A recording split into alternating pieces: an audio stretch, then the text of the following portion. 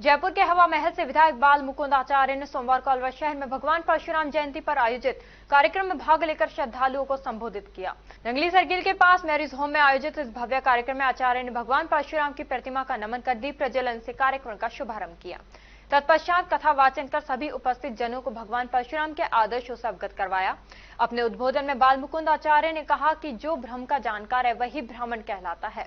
उन्होंने बताया कि ब्राह्मण समाज समस्त जातियों को एकजुट कर चलने वाला वर्ग है जो समाज का नेतृत्व करता आया है। इस दौरान उन्होंने हंसते हुए कहा कि लोगों ने अब मेरा नाम बवाल आचार्य रख दिया है।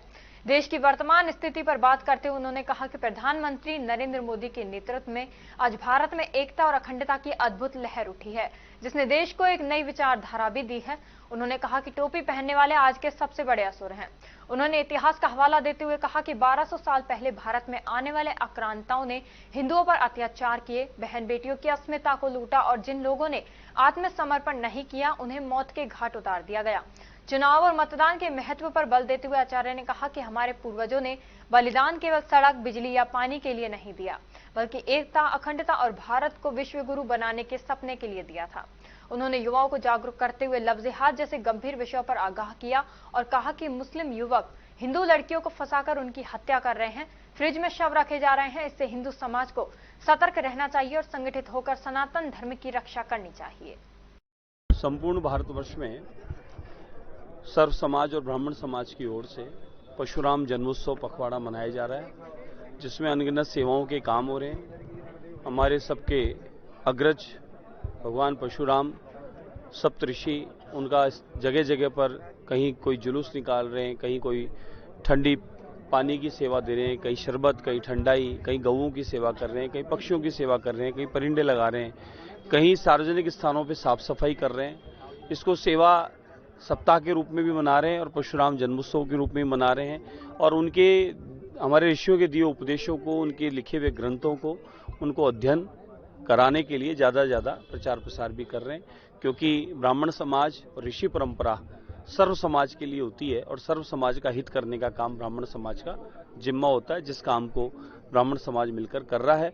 सर्व समाज के उत्थान के लिए सब मिलकर हम काम कर रहे हैं। अच्छा महाराज जी, आप जनसंख्या की बात करते हैं, सरकार जनसंख्या पर लगाम लगाने की बात कर रही है, आप कह रहे हैं कि ज्यादा बच्चे होंगे। एक वर्ग पर सिर्फ खाली लागू हो और एक वर्ग सिर्फ इसी काम में लगा रहे, तो कानून लाए तो फिर सबके लिए बराबर होना चाहिए। हम तो मांग करते हैं ना, अच्छा एक कानून बने सबके लिए बराबर हो। एक वर्ग को छूट है, हम नहीं कह रहे कि बहुत बड़ा हो, लेकिन कम से कम ये नई पीढ़ी में आजकल ये विचारधारा बन गई है कि हम दो और हमारा एक। और बहुत सारी पीढ़ी तो नई पीढ़ी तो बहुत सारे ऐसे बच्चियां मिलते हैं जो चाहते ही नहीं है संतान हो, तो ये तो ठीक नहीं है ना। फिर परंपराएं कैसे चलेगी और वंश की वृद्धि कैसे चलेगी। मैं सरकार में हूं, लेकिन मैंने सरकार की तरफ से नहीं, अपनी तरफ से अपना वक्तव्य रखा है। मैं अध्यात्म गुरु भी हूं। अध्यात्म गुरु होने के नाते मैं लोगों के बीच में बात कहता रहता हूं कि एक तरफ सिर्फ खाली बढ़ोतरी हो रही है और एक तरफ घट रहा है, तो ये ठीक नहीं है। ऐसा अनुपात भी ठीक होना। और फिर नई पीढ़ी के स्वभाव में ये क्यों ऐसा आता जा रहा है कि संतान एक करनी है कि नहीं करनी है। नई पीढ़ी को कम से कम 2 संतान तो होना ही चाहिए। जो घटना हुई आपको बैक होना पड़ा, जबकि आपका मानना था कि आपने कहा वो पाकिस्तान मुर्दाबाद तो बुरी बात नहीं, मैं उसमें बैक नहीं हुआ हूँ। पाकिस्तान मुर्दाबाद है, और आतंकवाद मुर्दाबाद है, और हिंदुस्तान से आतंकवाद समाप्त हो गया था, आगे भी होना चाहिए। मैं इसके पूर्णतः पक्ष में हूँ। लेकिन किसी ने कहा कि हमने मस्जिद में जाकर किया, लेकिन वो सच्चाई भी सामने आ गई। वो मस्जिद भी नहीं है, मस्जिद के बाहर की फुटपाथ है जिसके ऊपर हमने जाके किया। जब मंदिर पे किया, गुरुद्वारे पे किया, तो मस्जिद पे करने पे पेट में दर्द क्यों हुआ। तो ये समझ में आता है कौन हिंदुस्तान के साथ है, कौन आतंकवाद के साथ है। ये चीजें समझने की जरूरत है और किन लोगों को पेट में दर्द है उनको खुल के सामने आना चाहिए। ऐसे समय में तो सबको साथ खड़े होना चाहिए। और हिंदुस्तान में ही संपन्नता, समृद्धि व्याप्त है। बाकी और देशों की हालत देखें कि वहाँ कटोरा है, खाने के लाले पड़े हैं और क्या आज उनकी दुर्दशा हो गई है। एकमात्र हिंदुस्तान है और हिंदुस्तान के प्रधानमंत्री नरेंद्र मोदी जी हैं, जिन्होंने बिना किसी भेदभाव के सर्व समाज के उत्थान का काम किया है। आज क्या आयुष्मान योजना का लाभ सबको नहीं मिल रहा? क्या प्रधानमंत्री आवास योजना का लाभ नहीं मिल रहा? क्या अनगिनत योजनाओं का, गरीब कल्याणकारी योजनाओं का, राशन से लेकर लाडो, सुकन्या, बच्चों से संबंधित, बड़े से संबंधित, किसानों से संबंधित किस योजना का लाभ नहीं मिल रहा? जो हिंदुस्तान के निवासी है, पाकिस्तान में शादी हुई, बच्चे वहां हो गए, उसका पासपोर्ट इंडिया का, उस पर क्या कहेंगे? देखिए, वो सब जांच का दायरा है, जांच करके बहुत सोच विचार करके आदान प्रदान हो रहा है। यही तो थोड़ा सा चिंता का विषय हुआ कि जब इतना चाक चौबंद था, फिर आतंकवादी अंदर भीतर में आया कैसे, अगर यहाँ आया और यहाँ पनपा है तो वो कैसे। इसलिए इस बार थोड़ा सा स्टिकनेस जरूरी है, देश की सुरक्षा का मामला है। ऐसे थोड़ा ना बार बार गेट खोल देंगे। ठीक है, वहां अमन चैन शांति आ गई थी, कश्मीर में बहुत अच्छा सब कुछ चल रहा था, व्यापार पर्यटन भी अच्छा था, लेकिन आतंकवादी घटना से बड़ा मन व्यथित और दुखी हुआ है सभी का। और जिनकी जिम्मेदारी अधिक बनती है वो लोग अगर सुरक्षा को देखते हुए कहीं कुछ जांच को कड़क कर दिया है तो उसमें बुरा नहीं मानना चाहिए। बदला क्या है आप तो जायज मुझे विश्वास है आदरणीय प्रधानमंत्री नरेंद्र मोदी जी और अमित शाह पर, जिस प्रकार से पहले जो सैनिकों पर हमला हुआ उसका आप सब हमने देखा, सर्जिकल स्ट्राइक हुई और बदला लिया गया। इस बार कोई ठोस कदम उठाया जाएगा, मुझे विश्वास है। हम पूरे देशवासी उनके साथ हैं, उनके हर फैसले के साथ हैं और होना भी चाहिए। ये देश हित के लिए है। आज आतंकवाद इस प्रकार की घटनाएं करके देश को कमजोर करने का जो काम कर रहा है, उनका इलाज भी होगा। और मुझे इस बार पूर्णतः विश्वास है पीओके भी हमारा है, हमारा होगा और दोबारा ऐसी कोई गलती वो दोबारा करने की सोचेगा नहीं। इतना बर्बाद इस बार इसको किया जाएगा। की बात करने वालों पे एफआईआर दर्ज हो रही है, आप पर भी एफआईआर दर्ज हुई, क्या हो रहा है? जांच होगी, मैं उसका विरोध नहीं करूंगा। किसी का अधिकार है, किसी को शिकायत है वो कर सकता है, संविधान ने अधिकार दिया। हम लोग संविधान को मानने वाले लोग हैं, हम सिर्फ संविधान की पुस्तक लेकर घुमाने वाले लोग नहीं हैं, हम संविधान को मानने वाले लोग हैं। तो हम लोग संविधान के आधार पर अगर उसकी एफआईआर किसी ने कराई है, उसको कोई लगा ऐसा, वो जांच होगी, जांच पे सामने होगा। अब धीरे धीरे मीडिया उस बात को स्वयं ही बता रही है कि वो मस्जिद की स्थान नहीं है, मस्जिद तो उससे बहुत ऊपर और दूर है। वो तो एक बरामदा है, जिस बरामदे पे कब्जा है, उस कब्जे वाली जगह पे एक फुटपाथ है, उस फुटपाथ पे एक पायदान है और चप्पल जूते भी उससे 5 सीढ़ी ऊपर पड़े हैं और नीचे उस पायदान पे वो स्टिकर लगाया है, मंदिर पे भी लगाया है, गुरुद्वारे पे भी लगाया है।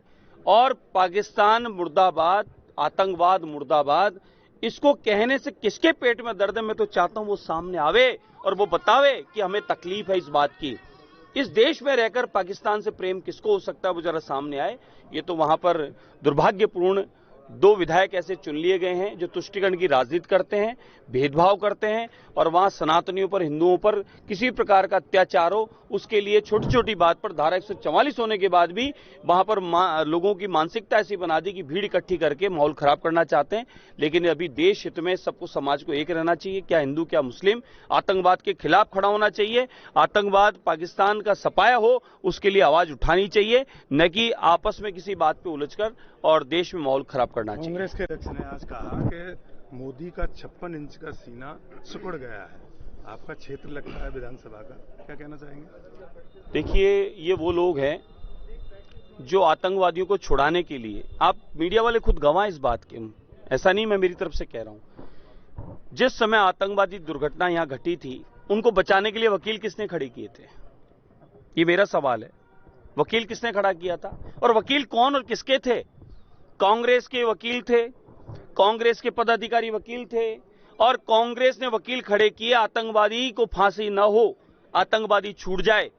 आतंकवादी घटनाओं के साझेदार, जिनकी साझेदार पश्चिम बंगाल की मुख्यमंत्री, जहां सनातनियों पर अत्याचार करवा रही है, जहां घुसपैठ करवा रही है रोहिंग्या बांग्लादेशियों को, ये वो लोग हैं जो कहने के कुछ और है, करते कुछ और हैं।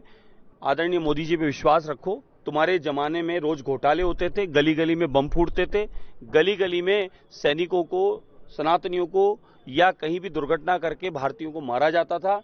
मोदी जी के आने के बाद में 2 घटनाएं हैं, एक तो ये और एक पिछले उरी वाली। उसके अलावा कोई घटना हुई हो तो बता दो। हमें हमारे मोदी जी पर 56 इंच पर विश्वास है और संपूर्ण भारतवर्ष उनके साथ है और मुझे विश्वास है जिस घटना का जो घटी है इसका इस बार रगड़ रगड़ के बदला लिया जाएगा। बदले 100 साल रहने वाली बात कब तक कंप्लीट हो जाएगी और ये जो आतंकवादी वहां घुसे हैं, या सरकार की क्या नाकामी? सुरक्षा की जिम्मेदारी आपकी है कि मेरी है, बताइए। सुरक्षा की जिम्मेदारी जिनकी है उन्होंने कुछ ना कुछ अच्छा सोचा होगा और सुरक्षा को देखते हुए इस बार इलाज का सीधा वीडियो आएगा, न कि आपको सूचना आएगी कि कब क्या होने वाला है। आप और हम सो रहे थे, प्रातः उठे तो पता चला कि पाकिस्तान में घुस के रगड़ रगड़ के इंतजाम किया, जन्नत के दरवाजे खुलवाए। एक दिन ऐसे ही आप लोग हम लोग सुबह सो के उठेंगे और पता चलेगा कि रगड़ रगड़ के जन्नत के दरवाजे खुलवा दिए। मानते हैं ना महाराज जी, राहुल गांधी सीधे उन लोगों से मिलने जाते हैं जो जन्नत के दरवाजे खोलते हैं। क्या हिंदू नहीं दिखते उनको? तुष्टीकरण की राजनीति इसे ही कहते हैं। तुष्टीकरण की राजनीति इसे ही कहते हैं कि सनातनियों पर देखिए, राहुल गांधी की मम्मी कहाँ की है? इटली की है। तो भावनाएं देश से जुड़ी नहीं। भावनाएं देश से जुड़ेगी कैसे?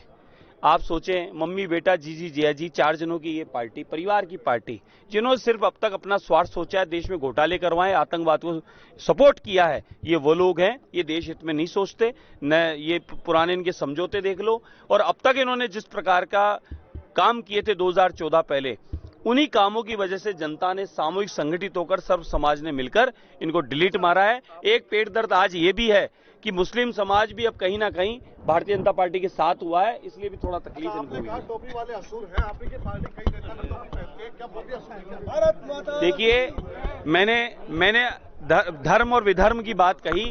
कौन असुर है, कौन है?